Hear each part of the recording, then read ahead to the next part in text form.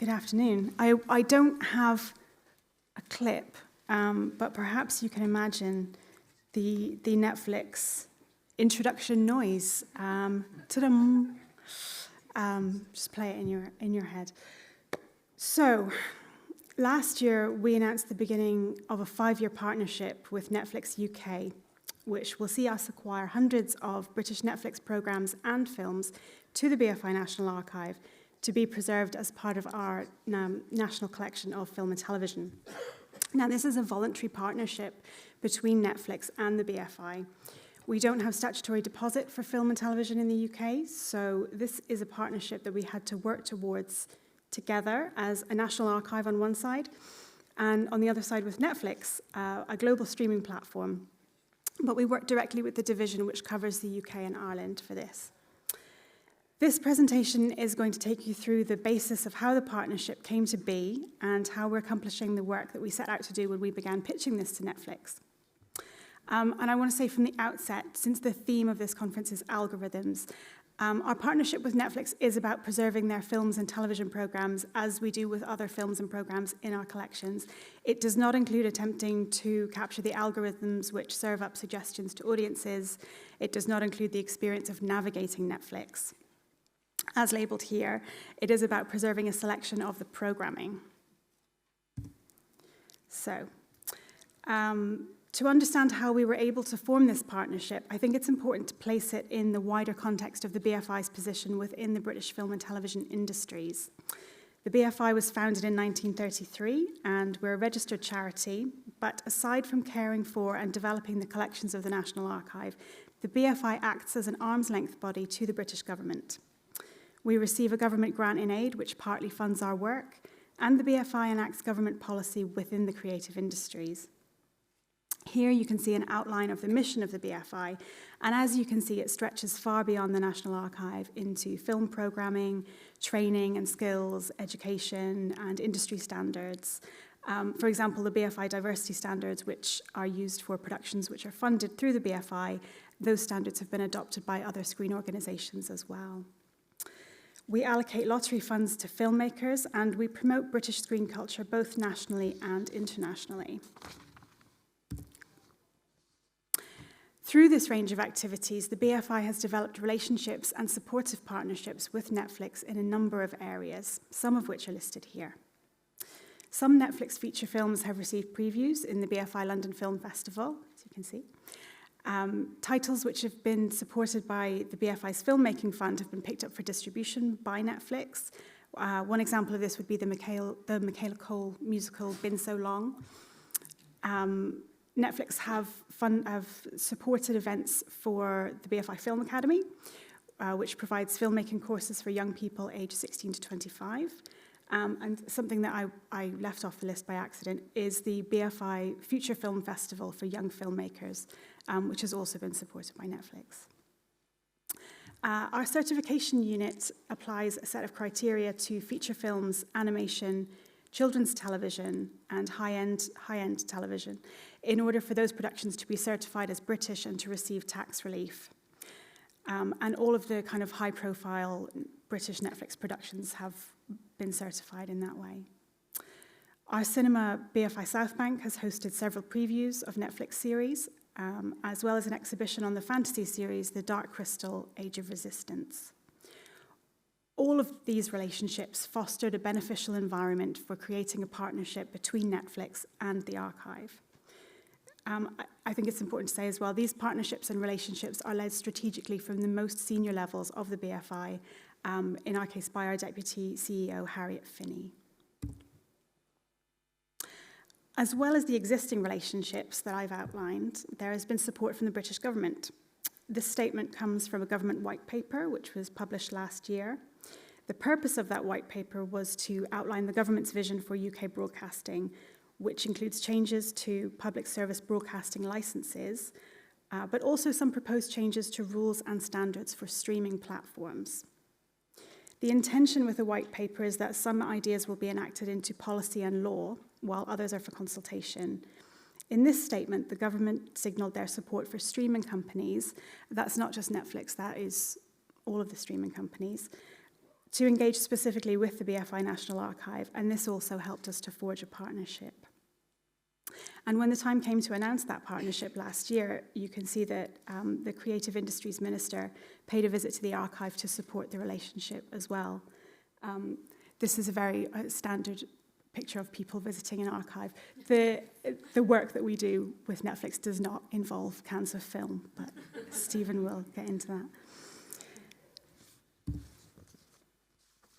When we were proposing this relationship to Netflix, we presented an overview of the collections of the BFI National Archive with the figures and collections listed here.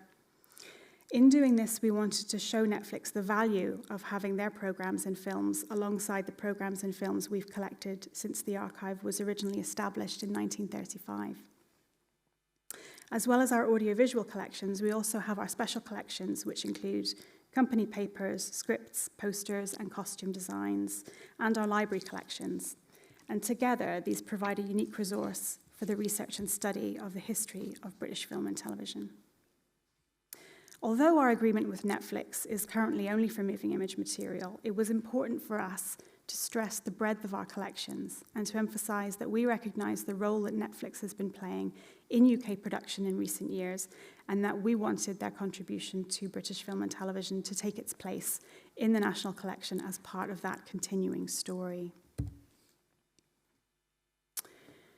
So as we know, Netflix primarily produces television series. So we used our history of television collecting as a basis for what we might want to achieve with them. The BFI has been collecting television since the 1950s, but since 1990, we've acted as the National Television Archive by statute in partnerships with the UK's independent public service broadcasters. This work involves recording broadcast channels off-air for preservation and also acquiring a selected number of programs from the broadcasters in master file formats. You can see two examples of programs acquired in this way here from ITV and Channel 4. Netflix is not a channel, of course. It can't be recorded as such. So we thought about the procedures we have for selecting material to acquire from the broadcasters in high-quality formats and how that could be adapted for collecting Netflix programs. But first, I've said a lot about how the context for the partnership arose and how an archive partnership began to appeal to Netflix. And I think it's worth pausing to say why we, as an archive, thought it was so important to do this work. Here are just a couple of facts about streaming television in the UK and where Netflix sits within that. We all know that the access and experience of television, of what television even is, has changed dramatically in the last decade. And in some quarters, these changes are attributed directly to Netflix and their influence. As an archive which is devoted to the preservation of moving image culture and heritage, we would be remiss if we were not seeking to capture the programs that are being intensely viewed and celebrated and having a tremendous cultural impact. We know, too, that while audiences may consider streaming platforms to be some kind of archive, or at least a reliable repository of films and programs, access to titles can change suddenly and without notice. Access matters in this context, and so does preservation when we're considering the archive as holding the history and the story of British film and television. So from a curatorial perspective, we've used a framework adapted from our collecting from broadcasters to consider how to manage the work of selecting Netflix materials. And you might ask, why not collect everything? What is everything? Was my first question. Firstly, I researched the British production output of Netflix, and I used some resources from my colleagues in BFI certification and research and statistics to do this. But those figures don't completely cover the various types of British programming being produced for Netflix. So extra research was needed. Those productions which apply for those things, they have to meet a certain financial threshold. Not everything meets that, particularly non-fiction titles. And we were also planning ahead for a partnership over a number of years. So we built in estimates of what may be produced in upcoming years using announcements of commissioning and investment. It's quite, you know that a broadcast channel is going to be broadcasting all the time. it is a little bit more difficult to tell with a streaming company what they will be commissioning and producing in future years. So we arrived at a plan to acquire 175 selected titles, which amounted to 146 hours of programming in the first year of the partnership. That's 175 individual episodes and films.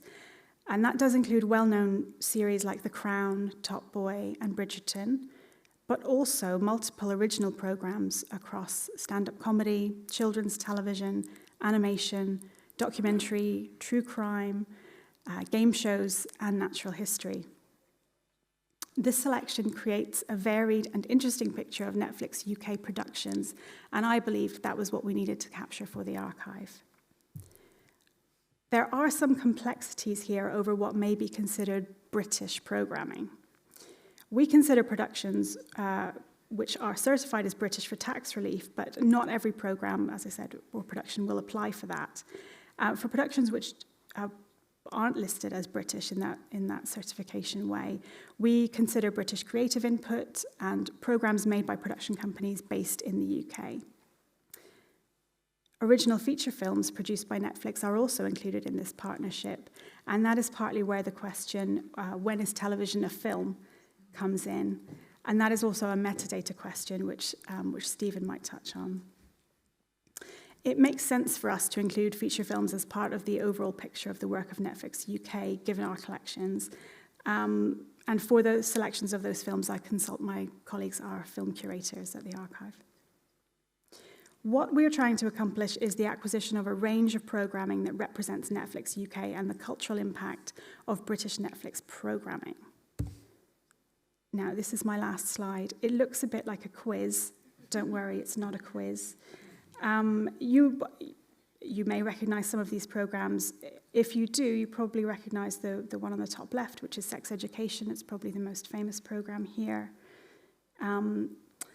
But these are all programs which are in our selections for the first year of our partnership. There's Night on Earth, which is a natural history series, The Surgeon's Cut, which is a 4-part documentary series. The bottom left is Free Reign, a children's drama series.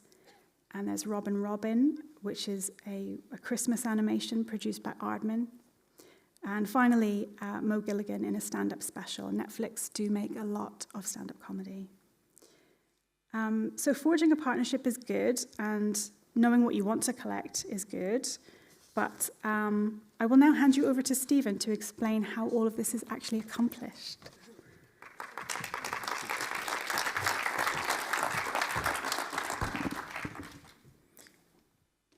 Hi, everyone. So Lisa's pretty much covered the why. I'm mainly going to focus on the what and the how, just to get to the brass tacks of how we've been building this and achieving it. Before I start, though, I'll just touch on another why. The Digital Preservation Coalition, some of you may be members, known as the DPC, they publish a bit list of endangered digital species. And one of those endangered species is online streaming platform audiovisual content. It's one of the most watched audiovisual content sets that has ever existed, and the viewing figures are impressive. Squid Game is the Netflix most watched, and it has 265 million views. So archives, and we can't assume that those corporations will archive their own content robustly through time. It's the role of us to try and achieve that. So the DPC's bit list, one of the things we're trying to achieve here is to chip away at that with British streaming platform content. So, oh, hello. Okay.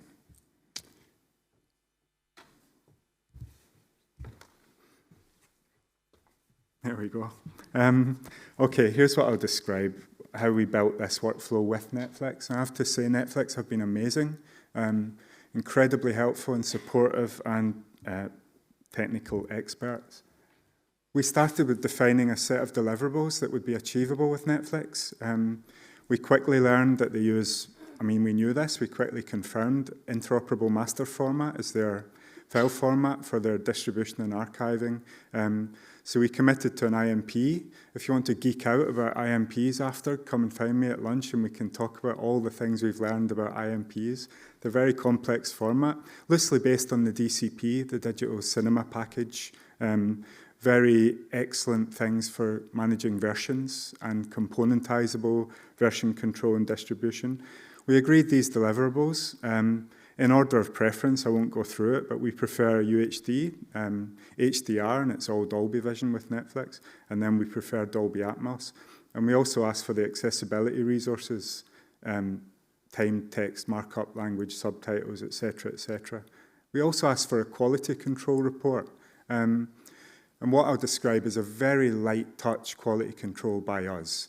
Netflix have an incredibly robust quality control regime. They pay independent companies to do quality control on all their content, to identify all the things that can go wrong, dead pixels, audio sync, etc. We didn't want to replicate that. Why would we? The other thing Netflix have is millions of eyes looking at this content, and Netflix have extremely advanced algorithms where they can tell if people stop watching an episode at the same point, and they infer a quality issue at that point. So there was no sense of us replicating any of that quality control. So what we do is we watch the content, but we don't watch it all. This isn't a traditional quality control. We do a start, middle, and end check, and we're checking very lightly for the things that we need to be sure of. Is it episode 3 of season 1, or is it accidentally episode 5 of season 3? That's a very important archival confirmation, so we do that first. And we look for obvious problems. And we use an amazing technology by Marquise Technologies, who are Swiss, actually, from Lausanne, I believe. So we play the IMPs, we load the accessibility resources, and we make sure it all makes sense. Then we use automation. IMP, like other SMPTE standards, can be automatically validated, and that's what we do. We build an automatic validation, and it gives us all the green passes. And if there's any red fails, that's a problem, and we engage with Netflix to discuss it. I have to say we did have some fairly difficult to deal with fails, which was surprising to us from a mature workflow like Netflix's. It turns out that these standards can be interpreted differently by different systems, and the Netflix system was interpreting the standard for output in a slightly anomalous way. And again, Netflix took our feedback and modified their systems to deliver compliant IMPs, and that's why we have all the green passes there. We generate a validation summary. I won't go through what it does, but it's very robust validation, checking all the metadata files that come in an IMP, checking all the files are present, their hashes match, etc., etc. As archivists, you can imagine this gives us huge confidence that what we're preserving meets the SMPTE standards and will be very highly likely to be usable in 10 or 20 or 30 years, as we know with other SMPTE standards. So metadata. We record television off-air. We record 17 channels of British television. We automate it. We also automate the metadata creation. And we use a metadata supplier called PA Media. They give us 17 channels of very good, detailed television metadata. They also have a service for the streaming platforms, and we do the same there. We obtain Netflix metadata from that provider. It's an API. It gives us JSON. We carve it up with Python like we do with the public service broadcaster metadata, and we create records in our collections management system. So every Netflix program we collect and preserve has a fully compliant record in our database. We use EN 15907, European Cinematographic Works Standard, as I imagine a lot of you do too. And every Netflix thing we preserve has a fully compliant, fully granular EN 15907 record. And there's you might see a few snapshots of our collections management system today. And then the final part of this is we preserve the IMPs. Again, we run an automated preservation workflow using Python. a script iterates through the IMP. An IMP is a package. It's a bundle of files, audiovisual, metadata, etc. So we iterate through that. We do a bunch of renaming. We write a bunch of data to our database. And finally, we ingest it to our digital preservation repository. A really important point to make is we restrict access to these Netflix files. You can see there, I believe, maybe you can read it. Access requests for these files are moderated and have to be requested and approved. And the reason for that is this is not an access project. This is a long-term preservation project. If people need access to these, we have to discuss that with Netflix fundamentally. But most, if not all of these, are available on the Netflix UK platform. So I have to emphasize this isn't about making the Netflix content accessible in the BFI's cinema or Blu-ray or anywhere else. This is really about the long-term preservation of the files for the collection. I think that's it from me. And if we have any questions, I guess Lisa can come back up here and help answer them.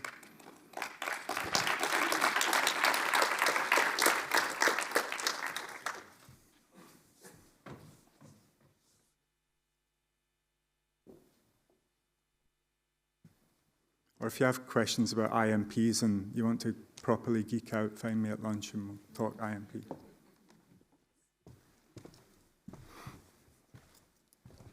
Any questions from the room? Yep. That was great. Thank you so much. I just wondered if you had other streamers on your radar after Netflix. Yes, so last, I believe it was autumn, or maybe it was this year, June, we signed an agreement with Amazon Prime Video to do the same with Amazon Prime Video. Same curatorial selection by Lisa and her colleagues. Same, it won't be IMPs, they don't use IMF, so it'll be different workflow. But yeah, Amazon have signed an agreement, and we're discussing similar with the others. And what's been the response from the streamers? Very positive. Delight, elation? Yeah, very, very positive, I have to say.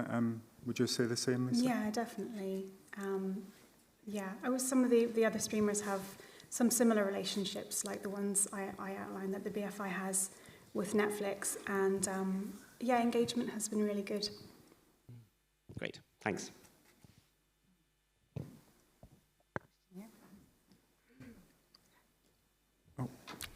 I can shout. The mic is coming. Yeah. Hi, Eppo from the Sound and Vision. Do they pay for your service, or is it you are taking all the costs?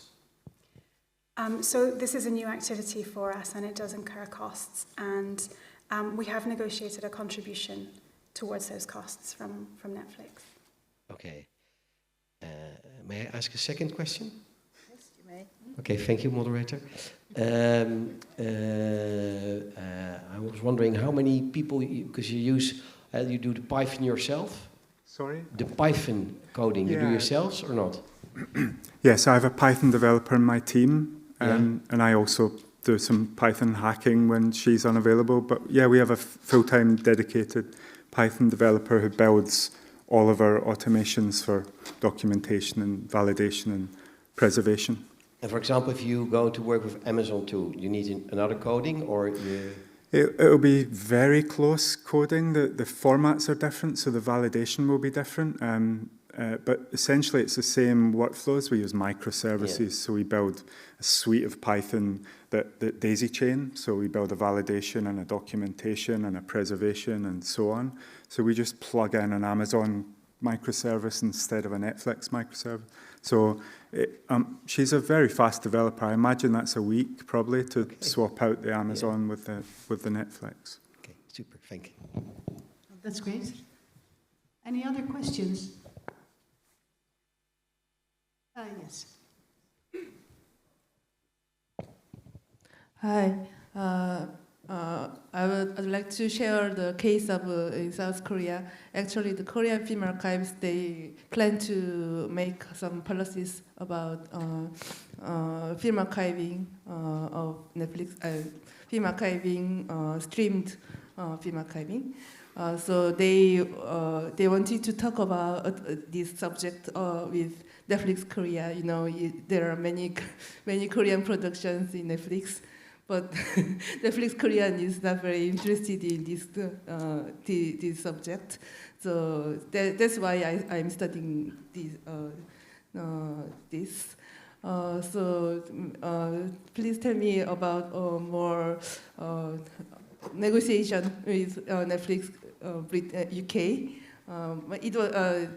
They were positive, I know, but I want to know the procedure of the negotiations. Well, as I outlined, it really did take very senior colleagues at the BFI to approach also senior colleagues at Netflix, and it's a policy issue for Netflix as well. It really requires engagement on that level. It's a policy decision for them to be involved in something like this. And as I showed, there are many things that contributed to the environment that led us to do this. But I mean, as with any donation of materials to the archive, you are reliant on the donor and the donor's attitude towards what you're trying to do. So that's why, say, we fully presented the archive to Netflix. We explained to them how we wanted them to fit into this heritage, how we saw their contribution to the British cultural heritage of film and television, and that's how we got there. We can talk afterwards if that would be helpful. So being cultural heritage won them over. Yeah, I think it's, I mean, Lisa's presentation emphasised it, but I think it's really important to emphasise that the BFI National Archive didn't achieve this on its own. The BFI has so many existing, very high level, very high profile relationships with Netflix that we built on. I suspect that took us 80% of the way, and then the kind of maybe prestige, maybe excitement about the Netflix content being included in the same collection as, you know, Michael Powell and David Lean and Ken Loach and Coronation Street. Who wouldn't want that? So I don't think it's, you can't emphasise that enough, that the BFI had existing relationships that were instrumental in making this work. Yeah, something I should have said as well is that last year was the 10th anniversary of Netflix UK, or Netflix in the UK, and so they were perhaps feeling more minded about their own heritage as well in that scenario. Well, that's nice. And I think it must be really a shift of thinking in film and television, shifting to video on demand, which is something in between. Yes. Interesting for the BFI. And thank you very much for your presentation. And we will now be moving on to another presentation from BFI, from your colleagues. Thank you.